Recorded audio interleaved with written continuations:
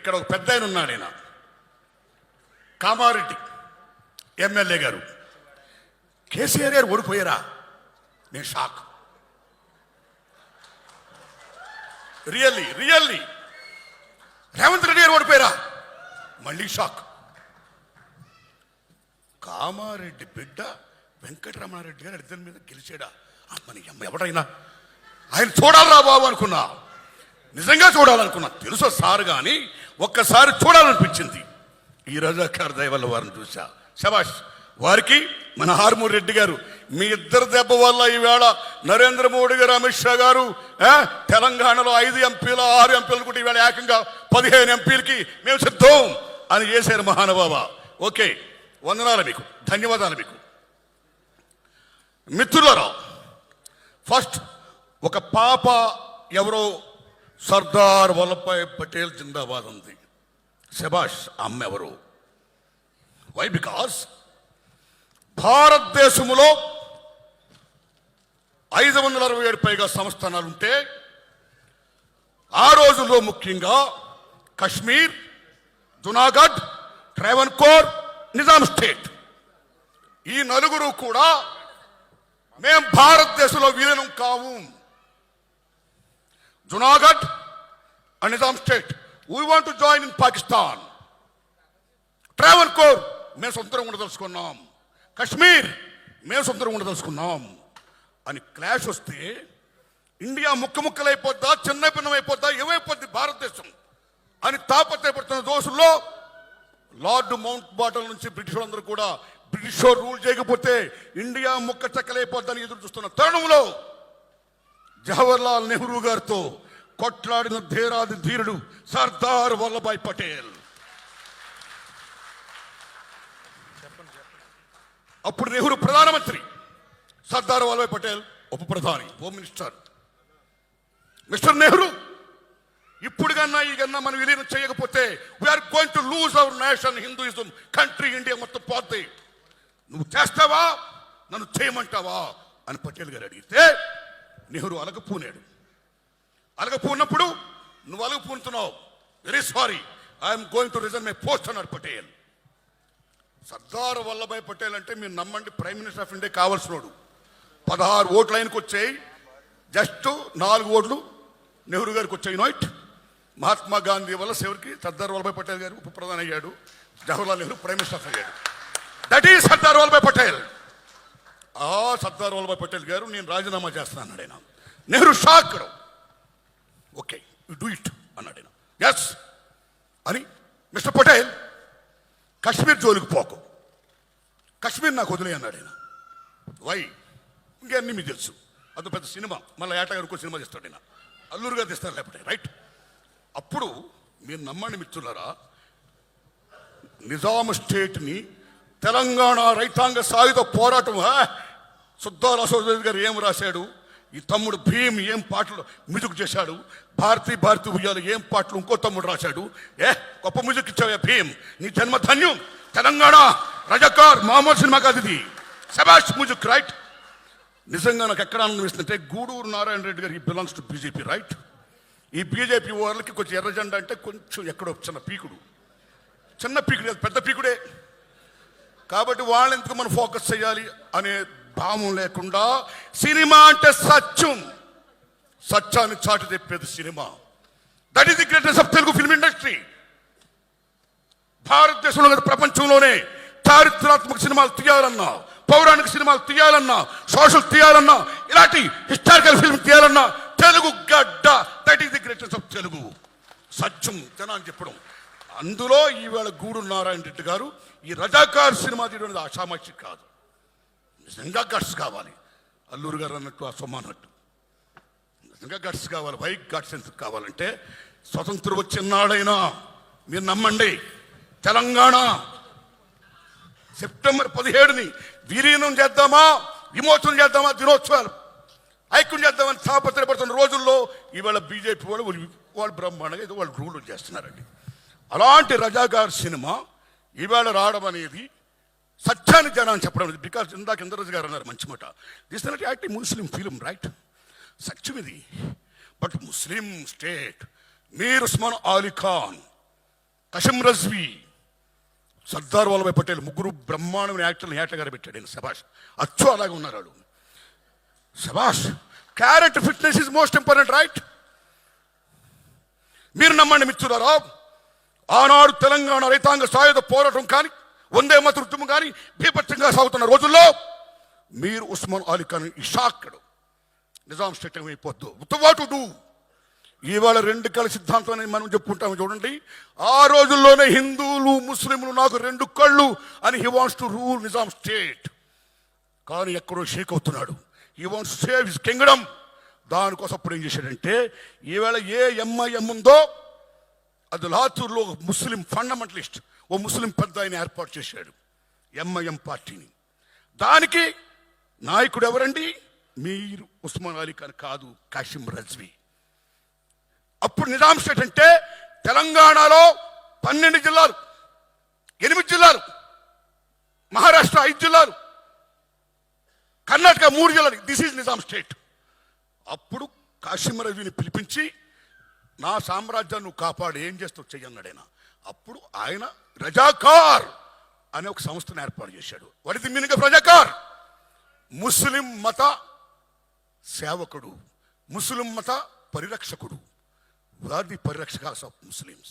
ఇస్లాం state కావాలి అని రజాకార్ని మొత్తం సైన్యాన్ని ఏర్పాటు చేశాడు. They came from where? From Iran, Iraq, Pakistan, Afghanistan, Bihar, UP. ఈ ప్లేస్ నుంచి 2 లక్షల మంది రజాకారులు. అక్కడి నుంచి రజాకారులు ఏం చేశారు, ఏం వాగడాలు చేశారు. ఆ రోజుల్లో, ఆ 10 ఏళ్లలో ఈవేళ తెలంగాణ గుండెకాయని ఎలా గుణపాలతో గుచ్చారు, తెలంగాణ గుండెల మీద ఎలా కుంపట పేల్చారు, తెలంగాణ తెలని భాషని, సంస్కృతిని, సమస్తాన్ని కూడా ఎలా పిప్పు చేశారు అనేది మన తమ్ముడు ఆల్రెడీ సినిమాలో చూపించాడు. అలాంటి దశలో ఆ రజాకార వ్యవస్థ మీద ఎంతమంది మహానుభావులు త్యాగం చేస్తే, ఇందాక మనం మంచి మాట చెప్పారు గూడూరు నారాయణ రెడ్డి గారు. ఇది నిజంగా యాంటీ ముస్లిం ఫిల్మ్ కాదు, గుర్తు పెట్టుకోండి. ఆ రోజుల్లో కాసిం రజ్వీ మీద ప్రప్రదంగా అటాక్ ఇచ్చిన వీరాది వీరుడు, సూరాది సూర్యుడు, గ్రేట్ ఇంతియాజ్ పత్రిక editor and writer Shoebullah Khan. తాలో షోయబుల్లా ఖాన్, మిషన్ నిజాం మీర్ ఉస్మాన్ అలీ ఖాన్. హిందువులు ముస్లిం 2 కళ్ళు అంటావు, ఏది? హిందువులు చంపుడు పాడవేనా నీ 2 కళ్ళ సిద్ధాంతం? Mister Qasim Razvi, don't be like Muslim fundamentalist. మానవత్వంతో ఉండు. చూసుకోండి మిత్రులారా, అల్లాను పూజించేవాళ్ళు ఎవరో కూడా హిందూ దేవాలను కూర్చో రాముని పూజించరు. యేసుక్రీస్తుని పూజించి చర్చికి వెళ్ళేవారు ఎవరు క్రిస్టియన్స్ కూడా వచ్చి మన రాముడిని, ఈశ్వరుని, హిందూ దేవాలకు రారు. కానీ మన హిందువులు మాత్రం మన దేవుళ్ళు పూజించడమే కాదు, కనపడ్డ అల్లాకి వెళ్తారు దండం పెడతాం, దర్గాకి వెళ్తాం దండం పెడతాం, చర్చికి వెళ్తాం దండం పెడతాం, బుద్ధిస్ట్కి దండం పెడతాం. ఒక అల్లా, ఒక ముస్లిం, ఒక క్రిస్టియన్, ఒక వీడే కాదు, కనపడ్డ రాయికి, రప్పుకి, సమస్తానికి కూడా దండం పెట్టే, చెట్టుకి పుట్టుకి పెట్టే మత సహనం గల భారత మాత బిడ్డ హిందూ మతం. That is the greatest of Hindu మతం. Please please. తమ్ముళ్ళు, దిస్ ఇస్ నాట్ బీజేపీ అవుతాడు, రైట్? తప్పు. ఇప్పటికే ఎన్నికల ఆంజనేయ సొంత జెండా పట్టిస్తారు మీరు. రాముని జై శ్రీరామ్ అంటే రాముడు మీ అబ్బ సొత్తా, మన సొత్తా, అందరి సొత్తు రాముడు. ఇక్కడే మాట్లాడకండి ప్లీజ్. సారే జహా సే అచ్చా అన్న మహమ్మద్ ఇక్బాల్ ఎవరు? ముస్లిం. ఆయన సారే జహా సే అచ్చా హిందుస్థాన్ హమారా అన్నాడు, కానీ సారే జహా అచ్చా పాకిస్తాన్ హమారా Allah. That is Iqbal. Unite. జై హింద్ టైంలో సుభాష్ చంద్రబోస్ రెజిమెంట్కి నాయకుడైన ఒక ముస్లిం సోదరుడు, మీరు నమ్మండి మిత్రులరా, 1907లో పిళ్ళయ్య గారన్న ఆయన కనుగొన్నాడు జై హింద్ అనే పదం పెట్టాలని. పిళ్ళై స్వతంత్ర సంగ్రామ పోరాట యోధుడు. 1940లో బోస్ రెజిమెంట్ అని పేరు పెడితే బాగుంటుందని చెప్పిన, జై హింద్ అంటే బాగుంటుంది చెప్పిన మహానుభావుడు ముస్లిం సోదరుడు. ఆయన జై హింద్ అనమాట, కానీ జై పాకిస్తాన్ అని మళ్ళా. అరే భయ్, వాట్ షోయబుల్లా ఖాన్. మీరు నమ్ముతారా? తెలంగాణ సాయుధ పోవడానికి 3 మూర్తులు డిసిషన్ తీసుకున్నారు యుద్ధం చేద్దామని. ఆ 3 మూర్తులు ఎవరో తెలుసా? రావి నారాయణ రెడ్డి, ఆటో Ramachandra Reddy, third one is Makhdoom Mohiuddin, that is Muslims, Hindu Muslim బాయ్ బాయ్. దిస్ ఫిల్మ్ బిలాంగ్స్ టు చరిత్ర. రజాకారులు మామూలు దుర్మార్గం చేయాల, బతుకమ్మలను ఆడించారు, వ్యవస్థలను చేసి ఆడించిన మీద పరమ దుర్మార్గంగా ఎక్కడ హిందూ దేవాలయాలు కనపడితే ముక్కలు చేసుకుంటూ పోయారు. నిజాం స్టేట్ కన్నా ఎగ్నిస్ట్కి వెళితే 4 కోసత్తాను చంపేశారు. చివరికి మీ ఆయనలు ఎక్కడ, మీ అన్నలు ఎక్కడ, మీ బాబులు ఎక్కడని చెప్పి పాలిస్తున్న బాలింతను కూడా వదలకుండా ఆ బాలింతల పాలు తీసుకుని కక్కించి పిండించి కాఫీ చేసుకుని తాగి బేబచ్చాలు చేసి వెళ్ళారు రజాకారులు. దుర్మార్గం దుర్మార్గం దుర్మార్గం. ఆ దుర్మార్గం అనేది చరిత్రకి జనాన్ని చెప్పడం గట్స్ కావాలి కాబట్టి ఆ గట్స్ చెప్పిన గూడూరు నారాయణ రెడ్డి గారికి నేను సెల్యూట్ చేస్తున్నాను. బికాస్ ఎవడైనా మతాన్ని పూజించుకోవచ్చండి, but don't be like fundamentalist. మత పిచ్చోని మనం కావద్దు. We are secularist, we are Indians. భారత మాతకి జై, రైట్? సో ఆ దశలో ఎంత గొప్ప సినిమా తీసినందుకు, ఇది మామూలు విషయంగా ఈ సినిమా రజాకార్ హోల్ హార్టెడ్లీ ఈ సినిమాని మొత్తం చూపించండి సార్.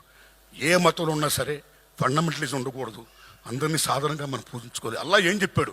బెబ్బచ్చాలు చేయమన్నాడా? ఆదుకోమన్నాడు. రాముడు ఏం చెప్పాడు? చంపమన్నాడా? ఆదుకోమన్నాడు. అరే వాట్ ఈస్ ది రిలీజియన్? మతం అంటే ఏంటి? What is the meaning of Hinduism? What is the Islamism, Muslimism? Ism అంటే మతం, మతం అంటే ఉద్దేశం. వాళ్ళు ఏం చెప్పారో ఆ ఉద్దేశాలు అందరం బాగుండాలని, అలా కోరుకోవాలని ఆ దశలో బాగా చరిత్రని ఇంత బాగా చెప్పినటువంటి తమ్ముడు ఏటా నారాయణ రెడ్డి గారికి, సారీ ఏటా సత్యనారాయణ గారికి, గట్స్గా తీసిన మహానుభావుడు గూడూరు నారాయణ రెడ్డి గారికి అందరికీ వందనాలు చెప్తూ, కె రాఘవేంద్రరావు గారు కాంపౌండ్ నుంచి pan India legend director Rajamouli గారు వచ్చారు. అంతవరకు అంతకుముందు కె విశ్వనాథ్ గారి శంకరాభరణంతో ప్రపంచంలో తెలుగు చలచిత్ర పరిశ్రమకు బావుట ఎగిరింది విత్ శంకరాభరణం. రాజమౌళి గారితో ఎగరడం కాదు, occupied it. Rajamouli Oscar award. ఏం రాజమౌళి మజాకా?